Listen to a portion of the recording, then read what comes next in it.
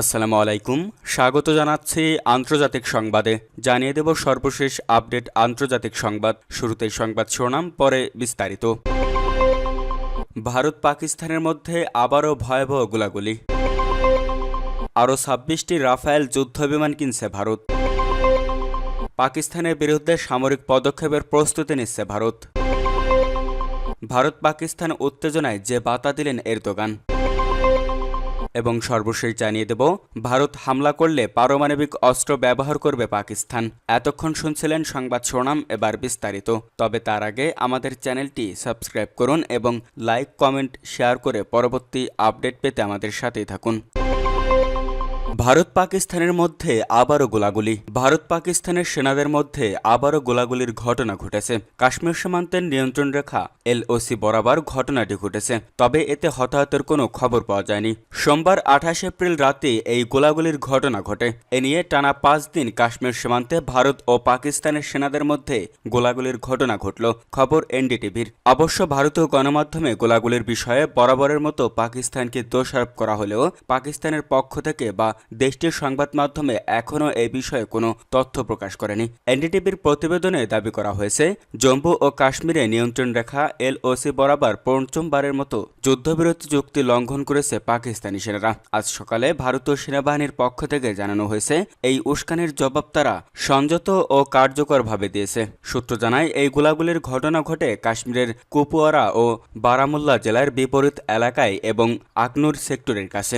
ভারতীয় সেনাবাহিনী এক বিবৃতিতে বলেছে, 28 থেকে 29 এপ্রিল রাতের মধ্যে পাকিস্তানি সেনাবাহিনী বিনা উস্কানিতে LOC বরাবর কুপওয়ারা, বারমুলা ও আকনুন সেক্টরের বিপরীতে ছোট অস্ত্র দিয়ে গুলি চালায়। ভারতীয় সেনারা পরিস্থিতির যথাযথ মূল্যায়ন করে সংযত ও কার্যকর প্রতিক্রিয়া জানিয়েছে। পাকিস্তানি সেনারা গত বৃহস্পতিবার রাত থেকে LOCর বিভিন্ন ভারতীয় চৌকিতে একাধিকবার গুলিবর্ষণ করেছে বলে জানানো হয়েছে, তবে এখন পর্যন্ত কোনো হতাহতের খবর পাওয়া যায়নি। এই গোলাগুলির ঘটনা এমন এক সময়ে ঘটল যখন কয়েকদিন আগে জম্মু ও কাশ্মীরের পহেলগাঁয়ে ভয়াবহ সন্ত্রাসী হামলায় 26 জন নিহত হয়েছেন। 2019 সালের পুলওয়ামা হামলার পর কাশ্মীরে এটি সবচেয়ে বড় হামলা। এর আগে গত বৃহস্পতিবার দিবাগত রাতে প্রথমবার কাশ্মীরের নিয়ন্ত্রণ রেখা বরাবর দুটি দেশের সেনাদের মধ্যে গোলাগুলি হয়। সম্প্রতি অধিকৃত কাশ্মীরে পর্যটকদের উপর বন্দুকধারীদের হামলার জেরে ভারত ও পাকিস্তানের মধ্যে উত্তেজনা চরমে পৌঁছেছে। এদিকে পহেলগাঁয়ের ভয়াবহ ওই হামলার জেরে ভারত পাকিস্তানের মধ্যে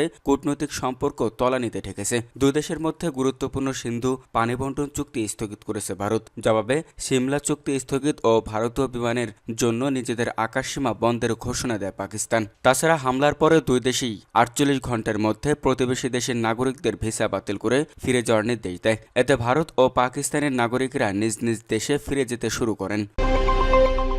আরও 26টি রাফেল যুদ্ধবিমান কিনছে ভারত। কাশ্মীর ইস্যুতে পাকিস্তানের সঙ্গে চলমান উত্তেজনার মধ্যেই ফ্রান্সের কাছ থেকে 26টি রাফেল যুদ্ধবিমান কেনার জন্য 630 বিলিয়ন রুপি বা প্রায় 7.41 বিলিয়ন মার্কিন ডলার মূল্যের একটি বড় ধরনের প্রতিরক্ষা চুক্তি স্বাক্ষর করেছে ভারত। দেশটির প্রতিরক্ষা মন্ত্রণালয়ের এক কর্মকর্তার বরাত দিয়ে সোমবার এই তথ্য জানিয়েছে ব্রিটিশ বার্তা সংস্থা রয়টার্স। প্রতিবেদন অনুযায়ী প্রধানমন্ত্রী নরেন্দ্র মোদীর নেতৃত্বাধীন ভারতের নিরাপত্তা মন্ত্রিসভা চলতি মাসের শুরুতেই এর অনুমোদন দিয়েছে। রয়টার্সের তথ্য অনুযায়ী ভারতীয় বিমান বাহিনী বর্তমানে 36টি রাফেল যুদ্ধবিমান পরিচালনা করছে, তবে দেশটির নৌবাহিনীর বিমানবহরের বেশিরভাগই এখনও রাশিয়ান তৈরি MiG-29 যুদ্ধবিমানের উপর নির্ভরশীল। নতুন রাফেল যুদ্ধবিমানগুলো মূলত ভারতীয় বিমানবাহী রণতরী INS বিক্রান্ত ও INS বিক্রমাদিত্য এর জন্য কেনা হচ্ছে। কেন এই চুক্তি গুরুত্বপূর্ণ? সামরিক আধুনিকরণ।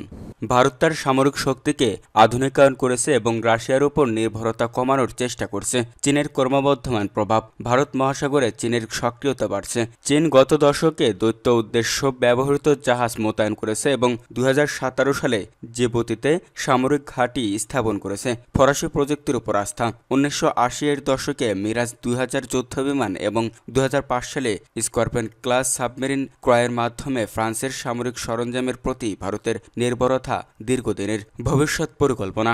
এই চুক্তির অংশ হিসেবে ফ্রান্স ড্যাসেলট অ্যাভিয়েশন ভারতের সঙ্গে প্রযুক্তি স্থানান্তরের ও রক্ষণাবেক্ষণের সুবিধা স্থাপন সম্পর্কেও সহযোগিতা করবে, যাতে দেশীয় অস্ত্র উৎপাদন সক্ষমতা আরও বৃদ্ধি পায়।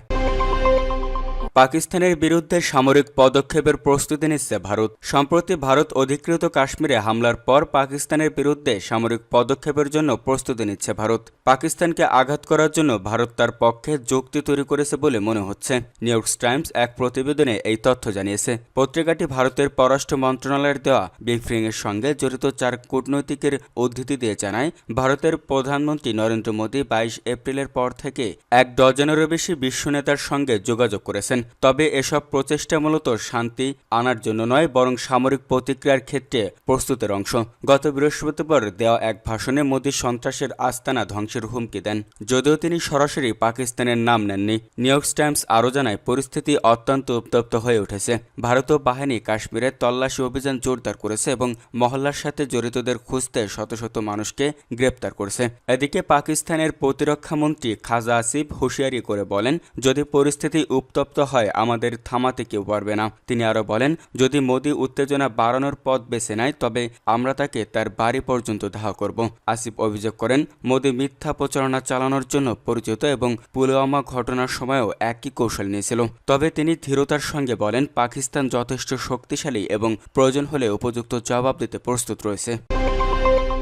ভারত পাকিস্তান উত্তেজনায় যে বার্তা দিলেন এরদোগান। কাশ্মীরের পহেলগাঁওয়ে বন্দুকধারীদের হামলায় 26 জনের প্রাণহানির ঘটনায় পাকিস্তানের সঙ্গে ভারতের চরম উত্তেজনা চলছে। পরমাণু শক্তিধর এশিয়ার 2 প্রতিবেশীর মাঝে চলমান এই উত্তেজনা নিয়ে কথা বলেছেন তুরস্কের প্রেসিডেন্ট রিসেপ তাইপ এরদোগান। সোমবার 28 এপ্রিল তুরস্কের মন্ত্রিসভার বৈঠকের পর আশকারায় সাংবাদিকদের সঙ্গে আলাপকালে তিনি বলেছেন, পাকিস্তান ও ভারতের উত্তেজনার প্রশমন চায় তুরস্ক। খবর রয়টার্সের। এরদোগান বলেন, আরও ভয়াবহ পরিস্থিতিতে রূপ নেওয়ার আগেই শীঘ্রই পাকিস্তান ভারতের মধ্যে উত্তেজনার অবসান চায় তুরস্ক। গত মঙ্গলবার কাশ্মীরের পহেলগাঁওয়ে বন্দুকধারীদের হামলায় 25 জন ভারতীয় ও 1 নেপালি নাগরিকের প্রাণহানি ঘটে। এই হামলার ঘটনার পর হিন্দু সংখ্যাগরিষ্ঠ ভারতে ব্যাপক ক্ষোভের সূত্রপাত হয়েছে। পাশাপাশি মুসলিম সংখ্যাগরিষ্ঠ পাকিস্তানের বিরুদ্ধে সামরিক পদক্ষেপ নেওয়ার দাবিও জোরালো হয়েছে ভারতে। কাশ্মীরে দশকের পর দশক ধরে স্বাধীনতাকামী বিচ্ছিন্নবাদীদের পাকিস্তান সমর্থন দিয়ে আসছে বলে অভিযোগ করেছে ভারত। হিমালয় অঞ্চল লাগোয়া ব্যাপক বিতর্কিত এই ভূখণ্ড নিয়ে প্রতিবেশী দেশ দুটি অতীতে 2 বার যুদ্ধে লিপ্ত হয়েছে। সোমবার ইসলামাবাদে ব্রিটিশ বার্তা সংস্থা রয়টার্সকে দেওয়া সাক্ষাৎকারে পাকিস্তানের প্রতিরক্ষামন্ত্রী খাজা মোহাম্মদ আসিফ বলেছেন, আমরা আমাদের বাহিনীকে আরও শক্তিশালী করেছি, কারণ এখন সামরিক আক্রমণ আসন্ন। সুতরাং এই ধরনের পরিস্থিতিতে কিছু কৌশলগত সিদ্ধান্ত নিতে হয়। আমরা সেসব সিদ্ধান্ত গ্রহণ করেছি। তিনি বলেন, কাশ্মীরের ঘটনাকে কেন্দ্র করে পাকিস্তানের বিরুদ্ধে ভারতের হুমকি ধমকি বাড়ছে। পাকিস্তানের সামরিক বাহিনী ভারতীয় হামলার সম্ভাবনা সম্পর্কে সরকারকে অবহিত করেছে। ভারতের এই আক্রমণ আসন্ন বলে মন্তব্য করলেও এই বিষয়ে বিস্তারিত কোনো তথ্য দেননি তিনি।